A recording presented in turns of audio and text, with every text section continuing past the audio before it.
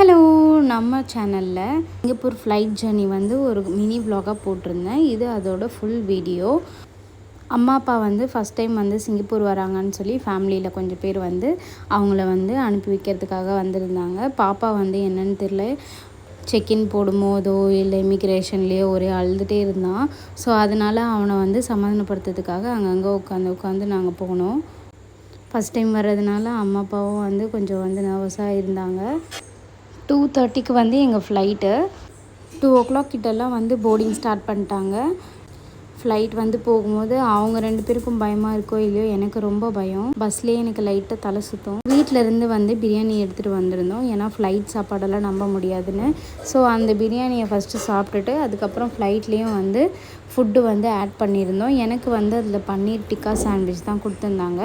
அம்மாக்கும் அப்பாவுக்கும் வந்து சாண்ட்விச்சும் அப்புறம் ஒரு குட்டி பேக்கும் கொடுத்துருந்தாங்க. பாப்பாவுக்கு வந்து வீட்டிலேருந்து கொண்டு வந்த சரலாக்கை வந்து அவர் கூட்டியாச்சு. பன்னீர் டிக்கா சாண்ட்விச் ரொம்ப ஆவரேஜாக தான் இருந்துச்சு.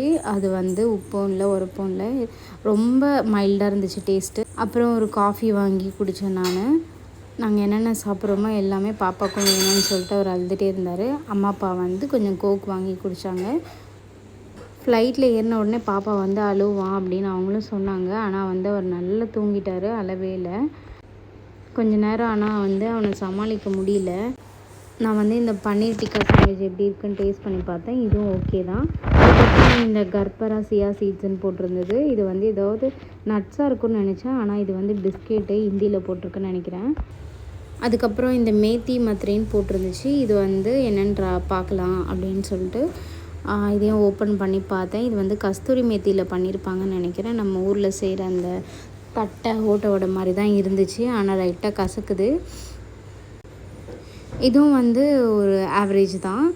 அதுக்கப்புறம் ஃபைனலாக வந்து இந்த குட்டி பேக்கில் வந்து இந்த பேப்பர் போட்டோட பொமக்ரானட் ஜூஸ் இருந்துச்சு. இதுவும் டேஸ்ட் பண்ணி பார்த்தேன். இதில் ஆப்பிள், குக்கும்பர், பொமக்ரானட் எல்லாமே மிக்ஸ் பண்ணியிருந்தது. எல்லாமே வந்து ப்ரிசர்வ்டு ஜூஸஸ்ன்றதுனால இதுவும் கொஞ்சம் ஆவரேஜ் தான். ஓவரால் வந்து இதுதான் வந்து ஃப்ளைட்டில் சாப்பிட்டது. பாப்பா வந்து நல்லா தூங்கிட்டார். அவன் இறங்கும் போதும் நல்லா தூங்கிட்டு தான் இருந்தான். குட்டி தூக்கத்தை போட்டுட்டேன். அதுக்கப்புறம் வந்து 9:30 கிட்ட ஃப்ளைட் வந்து சிங்கப்பூர் லேண்ட் ஆகிடுச்சு.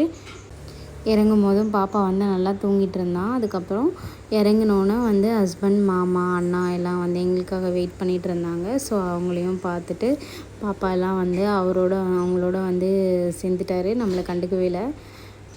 அம்மா அப்பா எல்லாருக்குமே வந்து சிங்கப்பூர் வந்தது ரொம்ப சந்தோஷம். நாங்கள் வெளியே வர்றதுக்கே வந்து 10:30 கிட்ட ஆயிடுச்சு. ஸோ வந்து ஏர்போர்ட்லேயே வந்து ஒரு இந்தியன் ரெஸ்டாரண்ட் இருந்தது, அங்கேயே வந்து சாப்பிட்றலாம் அப்படின்னு சொல்லிட்டு எல்லோரும் வந்துட்டோம். பாப்பா வந்து எனக்கு கண்டுக்கவே இல்லை சுத்தமாக. இறங்கினதுலேருந்து மாமா கிட்ட, ஹஸ்பண்ட் கிட்ட தான் இருந்தார். அவர் ஊர்லலாம் யார்கிட்டையும் போகவே மாட்டான், ஆனால் இங்கே நல்லா ஒட்டிக்கிட்டான். எல்லோரும் வந்து தோசை, பொங்கல், இட்லி அந்த மாதிரி வாங்கி ட்ரை பண்ணியிருந்தோம். உங்களுக்கு இந்த வீடியோ பிடிச்சிருந்தா லைக் பண்ணுங்கள், ஷேர் பண்ணுங்கள், சப்ஸ்கிரைப் பண்ணுங்கள். பாய்.